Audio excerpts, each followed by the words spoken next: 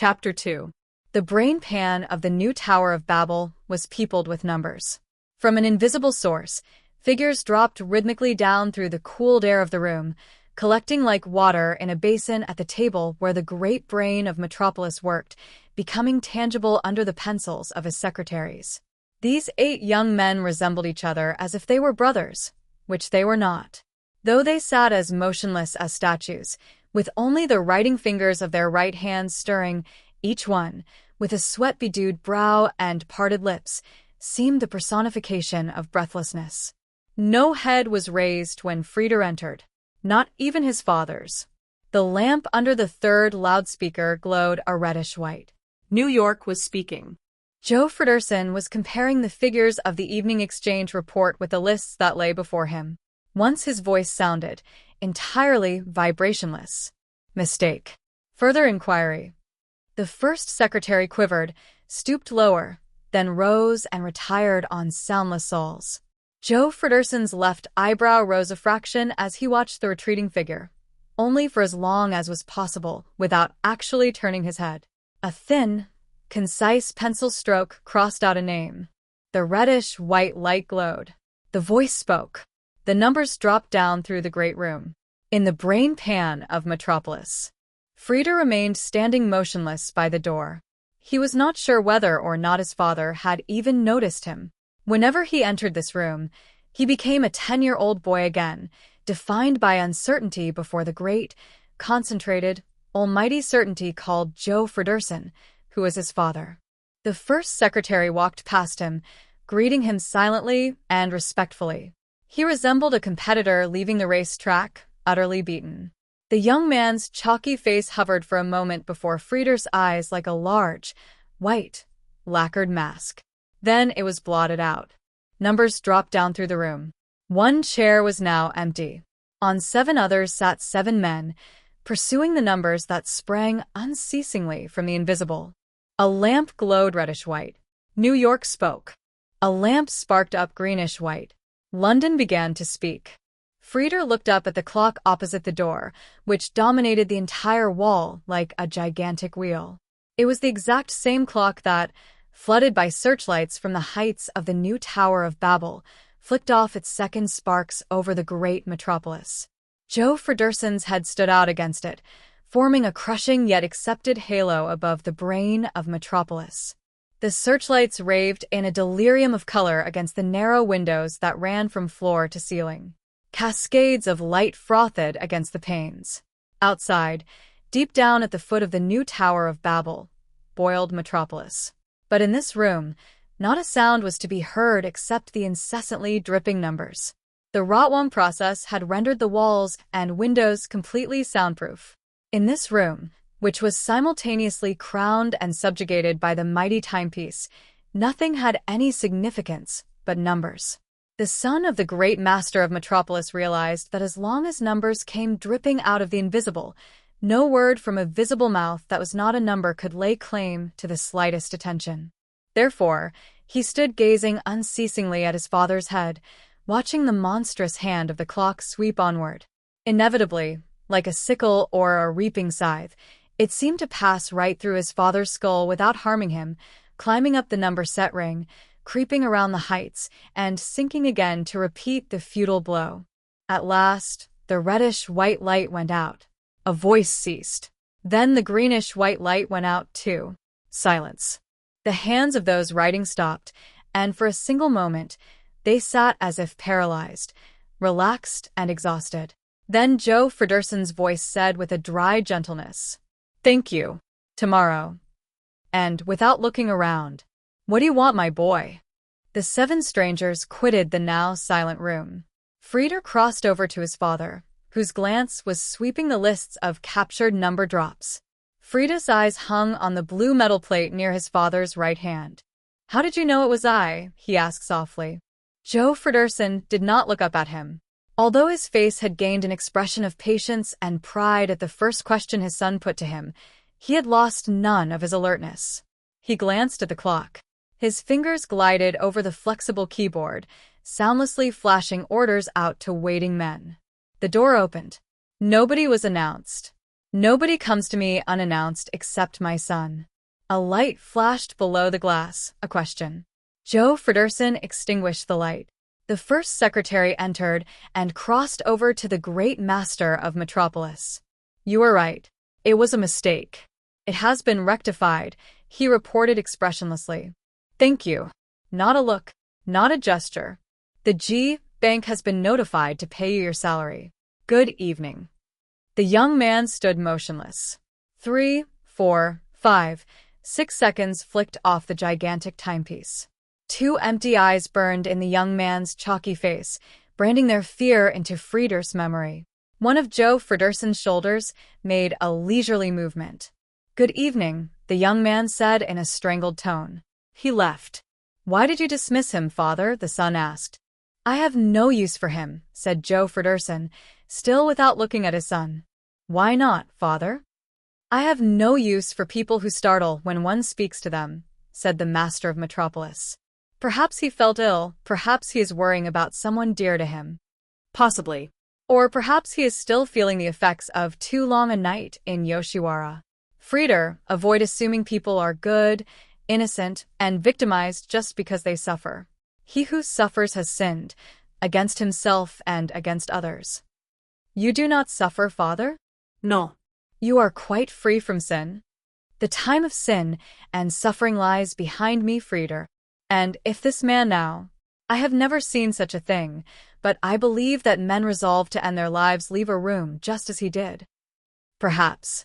And suppose you were to hear tomorrow that he was dead, would that leave you untouched? Yes. Frieder was silent. His father's hand slipped over a lever and pressed it down. The white lamps in all the rooms surrounding the brain pan of the new Tower of Babel went out. The master of Metropolis had just informed the surrounding world that he did not wish to be disturbed without urgent cause. I cannot tolerate it, he continued, when a man working on Metropolis at my right hand, in common with me, denies the only great advantage he possesses over the machine. And what is that, father? To take delight in work, said the master of Metropolis. Frieder's hand glided over his hair, then rested on its glorious fairness. He opened his lips as if to speak, but remained silent. Do you suppose, Joh Fredersen went on, that I need my secretary's pencils to check American Stock Exchange reports? The index tables of Rotwang's transoceanic trumpets are 100 times more reliable and swift than clerks' brains and hands. But by the accuracy of the machine, I can measure the accuracy of the men. By the breath of the machine, the lungs of the men who compete with her. And the man you just dismissed, who is doomed, because to be dismissed by you, father, means going down, down, down, he lost his breath, didn't he? Yes. Because he was a man and not a machine? Because he denied his humanity before the machine. Frieder raised his head, exposing deeply troubled eyes. I cannot follow you, father, he said, as if in pain. The expression of patience on Joh Fredersen's face deepened. The man, he said quietly, was my first secretary. The salary he drew was 8 times as large as that of the last. That was synonymous with the obligation to perform 8 times as much. To me. Not to himself. Tomorrow, the 5th secretary will be in his place. In a week, he will have rendered 4 of the others superfluous. I have use for that man. Because he saves 4 others. No, Frede. Because he takes delight in the work of 4 others. Because he throws himself entirely into his work, throws himself into it as longingly as if it were a woman. Frieder was silent. Joh Fredersen looked at his son, observing him carefully. You have had some experience? He asked. The boy's eyes, beautiful and sad, slipped past him out into space. Wild, white light frothed against the windows, and as it faded, it left the sky behind like a black velvet cloth over Metropolis. I have had no experience, Frieder said tentatively, except that I believe, for the first time in my life, I have comprehended the essence of a machine. That should mean a great deal, replied the master of Metropolis. But you are probably wrong, Frieder. If you had really comprehended the essence of a machine, you would not be so perturbed. Slowly, the son turned his eyes and the helplessness of his incomprehension toward his father. How can one help but be perturbed, he said, If one comes to you, as I did, through the machine rooms, through the glorious rooms of your glorious machines, and sees the creatures who are fettered to them by laws of eternal watchfulness, lidless eyes. He paused. His lips were as dry as dust. Joh Fredersen leaned back. He had not taken his gaze from his son, and he still held it fast. "Why did you come to me through the machine rooms?" he asked quietly. "It is neither the best nor the most convenient way." "I wished," said the son, picking his words carefully, "just once to look into the faces of the men whose little children are my brothers, my sisters." Said the other with tightly set lips. The pencil he held between his fingers tapped gently and dryly, once, twice, against the table's edge. Joh Fredersen's eyes wandered from his son to the twitching flash of the seconds on the clock, then sank back to him. "And what did you find?" he asked. Seconds upon seconds of silence followed. Then, it was as though the son, uprooting and tearing loose his entire ego, threw himself with a gesture of utter self-exposure upon his father. Yet he stood perfectly still, his head slightly bent, speaking softly as if every word were smothering between his lips. "Father, help the men who live at your machines." "I cannot help them," said the brain of Metropolis. "Nobody can help them. They are where they must be. They are what they must be. They are not fitted for anything more or anything different." "I do not know what they are fitted for," Frieder said expressionlessly, his head falling toward his chest as if almost severed from his neck. "I only know what I saw, and that it was dreadful to look upon. I went through the machine rooms. They were like temples. All the great gods were living in white temples. I saw Baal and Moloch, Huitzilopochtli and Durga, some frightfully companionable, some terribly solitary. I saw Juggernaut's divine car and the towers of silence, Muhammad's curved sword, and the crosses of Golgotha. And all of them were machines, machines, machines, which, confined to their pedestals like deities to their temple thrones, lived their god-like lives from the bases that bore them. Eyeless but seeing all, earless but hearing all, without speech yet in themselves a proclaiming mouth, neither man nor woman, and yet engendering, receptive, and productive, lifeless, yet shaking the air of their temples with the never-expiring breath of their vitality. He took a sharp breath and continued. And near the god machines were the slaves of the god machines, the men who were as if crushed between machine companionability and machine solitude. They have no loads to carry. The machine carries the loads. They do not have to lift and push. The machine lifts and pushes. They have nothing else to do, but eternally one and the same thing, each in his place, each at his machine, divided into periods of brief seconds, always the same clutch at the same second, at the exact same second. They have eyes, but they are blind to everything except the scale of the manometer. They have ears, but they are deaf to everything except the hiss of their machine. They watch and watch, having no thought but for one thing. Should their watchfulness waver, the machine will awaken from its feigned sleep and begin to race, racing itself to pieces.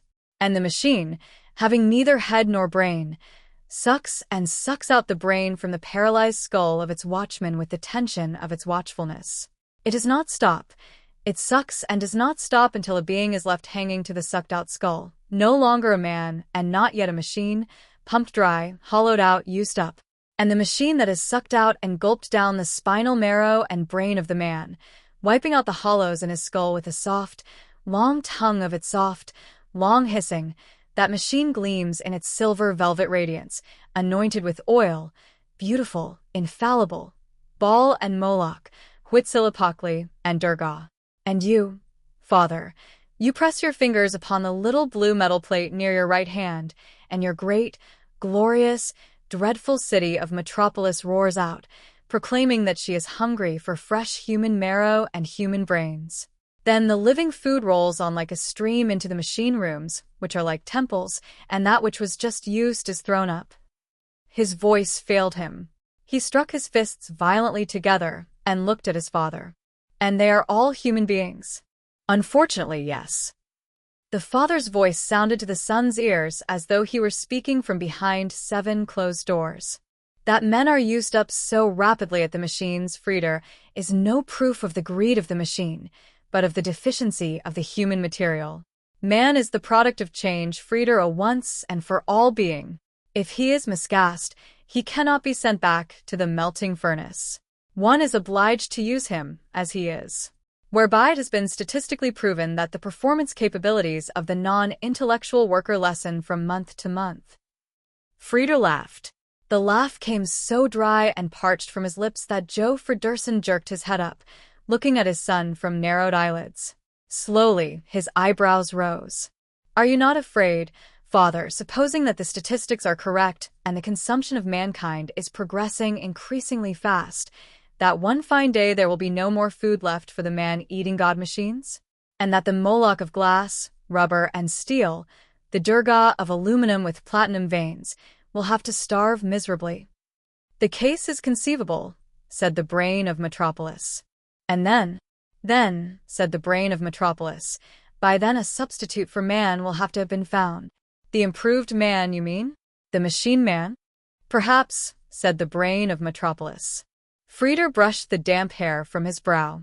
He bent forward, his breath touching his father. Then just listen to one thing, Father, he breathed, the blue veins on his temples standing out. See to it that the machine man has no head, or, at any rate, no face, or give him a face that always smiles, or a harlequin's face, or a closed visor, so that it does not horrify a person to look at him. For as I walked through the machine rooms today, I saw the men who watch your machines. They know me, and I greeted them one after the other. But not one returned my greeting. The machines were all too eagerly tautening their nerve strings. And when I looked at them, Father, quite closely as I am looking at you right now, I was looking myself in the face. Every single man, Father, who slaves at your machines has my face, has the face of your son.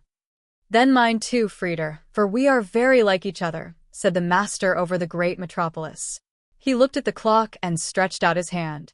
In all the rooms surrounding the brain pan of the new Tower of Babel, the white lamps flared up. And doesn't it fill you with horror, asked the son, to know so many shadows, so many phantoms, are working at your work? The time of horror lies behind me, Frieder. Then Frieder turned and went like a blind man, first missing the door with a groping hand, then finding it. It opened before him. It closed behind him, and he stood still in a room that seemed strange and icy to him. Figures rose from the chairs where they had been sitting and waiting, bowing low to the son of Joh Fredersen, the master of Metropolis. Frieder only recognized one. That was Slim. He thanked those who greeted him, still standing near the door, appearing not to know his way. Behind him, Slim slipped past, going to Joh Fredersen, who had sent for him. The master of Metropolis was standing by the window, his back to the door. Wait, said the dark, square back. Slim did not stir. He breathed inaudibly. His eyelids lowered. He seemed to sleep while standing. But his mouth, with the remarkable tension of its muscles, made him the personification of concentration. Joh Fredersen's eyes wandered over Metropolis, a restless, roaring sea with a surf of light. In the flashes and waves, the Niagara Falls of light, in the color play of revolving towers of brilliance, Metropolis seemed to have become transparent. The houses, dissected into cones and cubes by the moving sides of the searchlights, gleamed as they towered up hoveringly, light flowing down their flanks like rain. The streets licked up the shining radiance, shining themselves, and the things gliding upon them in an incessant stream through cones of light before them. Only the cathedral, with the star-crowned Virgin on the top of its tower, lay stretched out massively down in the city, like a black giant lying in an enchanted sleep. Joh Fredersen turned around slowly. He saw Slim standing by the door. Slim greeted him. Joh Fredersen came toward him, crossing the entire width of the room in silence. He walked slowly until he came right up to the man. Standing there before him, he looked at him as though peeling everything corporeal away from him, down to his innermost self. Slim held his ground during this peeling scrutiny. Joh Fredersen spoke rather softly. From now on, I wish to be informed of my son's every action. Slim bowed, waited, saluted, and went. But he did not find the son of his great master again where he had left him. nor was he destined to find him.